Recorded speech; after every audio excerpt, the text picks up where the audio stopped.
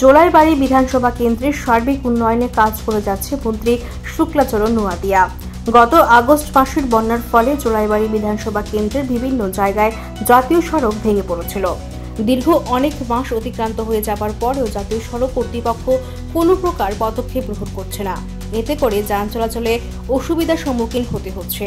যে কোনো সময় দুর্ঘটনা ঘটে যাবার আশঙ্কা থেকে যাচ্ছে।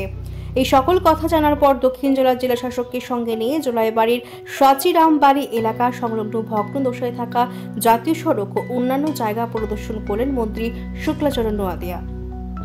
বলেন বা কি পরিকল্পনা আছে সাধারণ লোকজনের জন্য জোলাইবাড়ি বিধানসভা কেন্দ্রে আরো জিএম সাহেবের সঙ্গে আজকে আমরা নতুন একটা উদ্যোগ নিয়েছি। আমাদের বিডিও সাহেব নবব্রত দত্ত মহোদয়ের, আমাদের জোলাইবাড়ি ব্লকের বিডিও সাহেব, উনি খেলো জোলাইবাড়ি একটা টুর্নামেন্ট শুরু করেছে যে প্রত্যেকটা পঞ্চায়েত ভিত্তিক আমাদের জোলাইবাড়িতে প্রায় 24টা পঞ্চায়েত আছে, 10টা বিসি এবং 14টা গ্রাম পঞ্চায়েত। এই 24টা পঞ্চায়েতকে নিয়ে খেলো জোলাইবাড়ি ফুটবল টুর্নামেন্ট আজকে শুভ উদ্বোধন করেছি। তারপরে আমাদের ডিএম সাহেব রয়েছে আমাদের সঙ্গে, এবং পাশে আমাদের যে জায়গাতে খেলা চলছে সেই পাশে ন্যাশনাল হাইওয়ে, আমাদের ধনঞ্জয় পার্কের জাস্ট 200 মিটার আগে যে ন্যাশনাল হাইওয়ে গত বর্ষার সময়ে ফ্লাডের সময়ে ল্যান্ডস্লাইড হয়ে প্রায় 2টা স্পটে খুব রিস্ক একটা পজিশনে আছে এখন। সে জায়গাতে আমরা স্পটে ভিজিটে গেছি আমাদের ডিএম সাহেবকে নিয়ে, এবং আমাদের national highway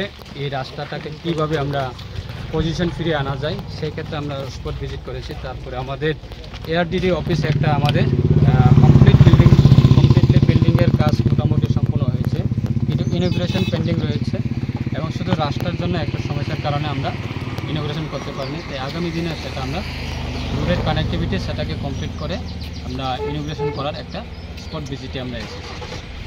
thank you sir.